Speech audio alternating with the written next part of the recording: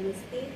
आज हम चेयर पे बैठ के या बेड पे बैठ के कैसे हम घुटनों की एक्सरसाइज कर सकते हैं, क्योंकि बहुत सारे ऐसे होते हैं, लेडीज़ होती हैं जो ओवरवेट होती हैं या उनके नी में प्रॉब्लम होती है जिसके कारण वो नीचे नहीं बैठ पाते। तो आज उनके लिए हम कुछ एक्सरसाइज बताएंगे ताकि उनके नी में आराम मिले और नी में के लिए वो कर सकें। एक बार आप इस तरह से बैठ जाइए और आगे से पंजों को टिकाते हुए एड़ी पीछे से उठाएंगे। फिर अगले स्टेप में आगे से उठाएंगे, एड़ी नीचे टिकाएंगे, वापस एड़ी उठाएं, फिर आगे से पंजे उठाएं, फिर एड़ी उठाएं, फिर पंजे उठाएं, फिर एड़ी और फिर पंजे।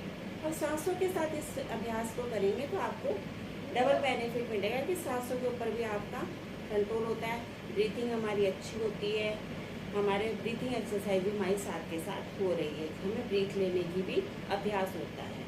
और ब्रीथ हमेशा हमें नासिका से ही लेनी चाहिए। इस अभ्यास को कम से कम 50 बार हमें करना है।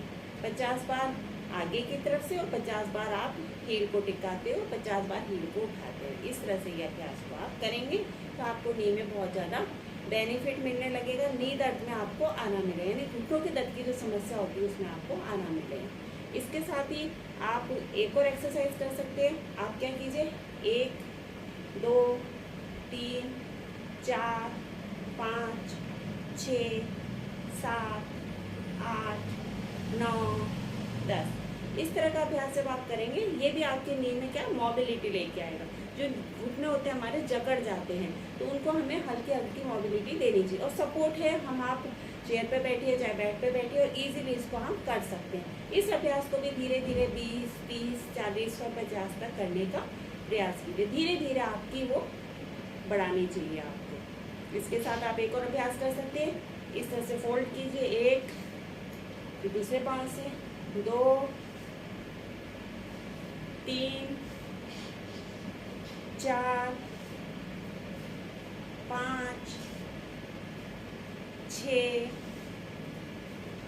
7